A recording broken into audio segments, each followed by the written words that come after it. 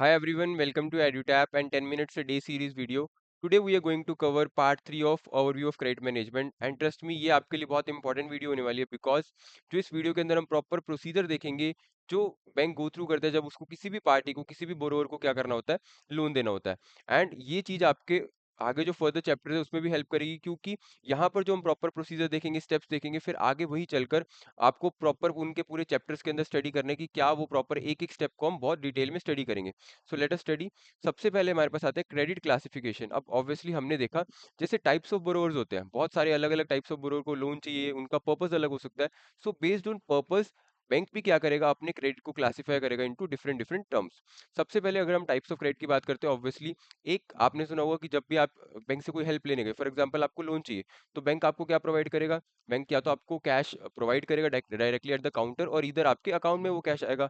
So that would be termed as fund based, आपके पास वो क्रेडिट हो जाएगा क्योंकि वहां पर आपको क्या मिल रहा है, बैंक से डायरेक्टली फंड मिल रहा है। अब that can be for short term, अगर आप बिजनेस कर रहे हो आपको शॉर्ट टर्म के लिए भी क्रेडिट चाहिए होता है जो कि मोस्टली वन ऑपरेटिंग साइकिल तक का होता है, विच इज 12 मंथ से कम का आपको उसको रीपे करना पड़ेगा। And next would B long term, जो हमें फिक्स्ड एसेट खरीदनी होती है लॉन्ग टर्म पर्पस के लिए चाहिए, जो कि obviously longer period of time के लिए होगा, that is more than one operating cycle, means 2 years के लिए, 3 ईयर्स के लिए, 4 ईयर्स के लिए, और इवन अगर हम होम लोन की बात करते हैं तो that is for a longer period of time.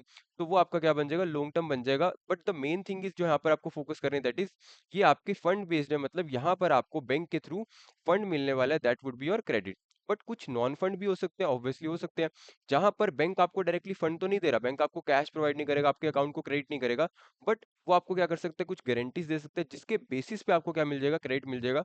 For example मैं किसी शॉपकीपर के पास गया एंड मैंने मुझे कुछ परचेज करनी है, परचेज के बाद मेरे पास अभी कैश नहीं है जो मैं दे पाऊँ, तो ऑब्वियसली वहां पर जो भी अदर पार्टी है, जो भी सप्लायर है, वो आपसे क्या मांगेगा, he would require a guarantee, कि वो कैसे श्योर कर ले कि आप पेमेंट कर दोगे। तो वहां पर आप क्या प्रोवाइड कर सकते हो, बैंक की कोई गारंटी वहां पर प्रोवाइड कर सकते हो। बैंक एज अ गारंटर आपके लिए काम करेगा कि हाँ, आपको वो जो प्रॉपर मटेरियल है उस टाइम पे मिल जाए एंड आपको कैश भी ना पे करना पड़े।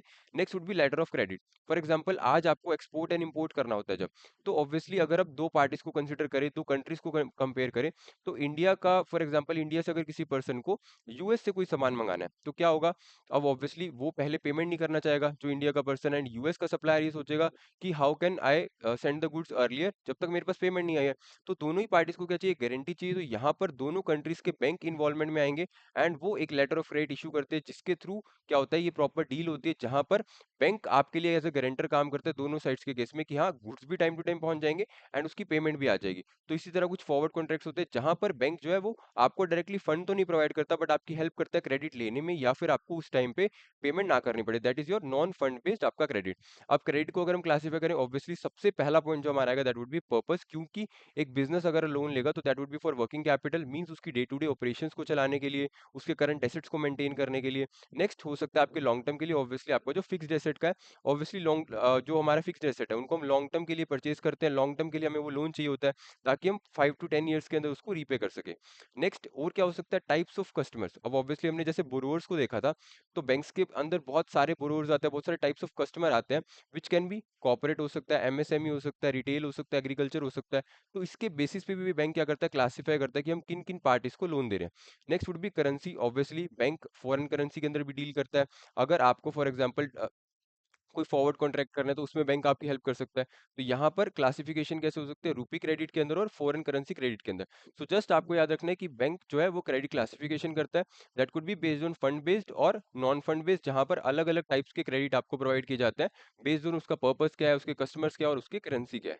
Next which is the very important topic that is components क्या है क्रेडिट मैनेजमेंट के। जब भी हम क्रेडिट को मैनेज करना चाहते हैं तो ऑब्वियसली बैंक का एक प्रोसीजर बैंक फॉलो करता है।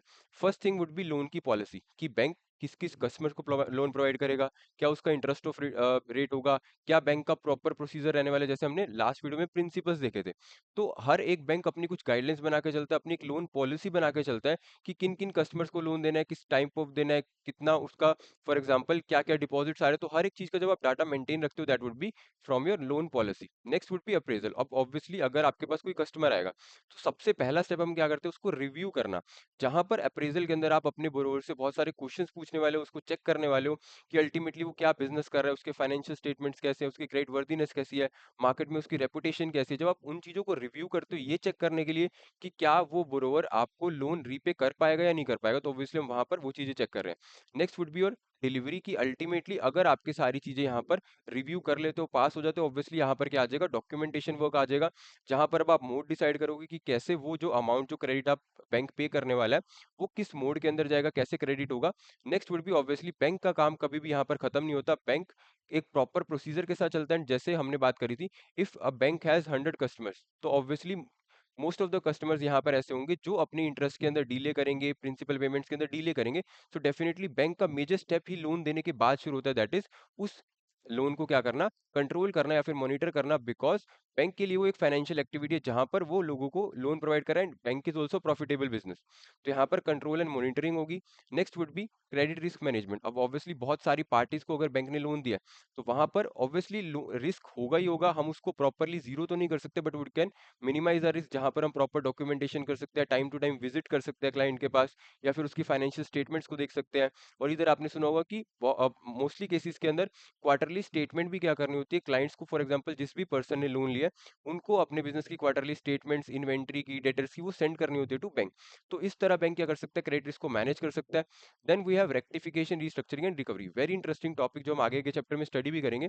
अब ऑब्वियसली अगर बोरोवर आपको लोन रीपे नहीं कर रहा है इंटरेस्ट में, प्रिंसिपल में, तो ऑब्वियसली बैंक को एज सच अपने लिए कुछ स्टेप्स लेने पड़ेंगे, जहां पर वो क्या कर सकता है, या तो कुछ ना कुछ चेंजेस करेगा लोन के टर्म्स में, उनको बेनिफिट प्रोवाइड करेगा, लोन का इंटरेस्ट रेट कम करेगा, और इधर ज़्यादा टाइम पीरियड प्रोवाइड करेगा।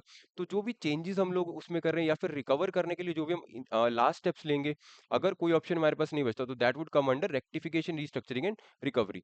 नेक्स्ट वुड बी रीफाइनेंस करवा सकता है वो अपने लोन को, फॉर एग्जाम्पल किसी और पार्टी से क्या करा सकता है, रीफाइनेंस करा सकता है, जहां पर एज अ गारंटर वो पर्सन काम करेगा। बट एक चीज हमें याद रखनी है, अल्टीमेट रिस्पॉन्सिबिलिटी जो होगी, अगर फॉर एग्जांपल यहाँ पर बोरोवर आपका लोन नहीं रीपे करता, कोई लास्ट होप भी अब नहीं रह गई है, तो अल्टीमेट रिस्पॉन्सिबिलिटी किसकी आएगी, उस केस में लॉस बैंक को ही होगा, रिस्क बैंक को ही होगा। बट अल्टीमेटली वो रीफाइनेंस जरूर करा सकते हैं, इसको भी हम स्टडी करेंगे। So this was the topic. Now concept question for you. Banks often categorize their credit portfolio based on the dash, including segments like corporate, MSME and retail। अगर हम MSME, corporate और retail की बात करें, तो bank उसको किस category में या फिर कैसे क्लासीफाई करता है?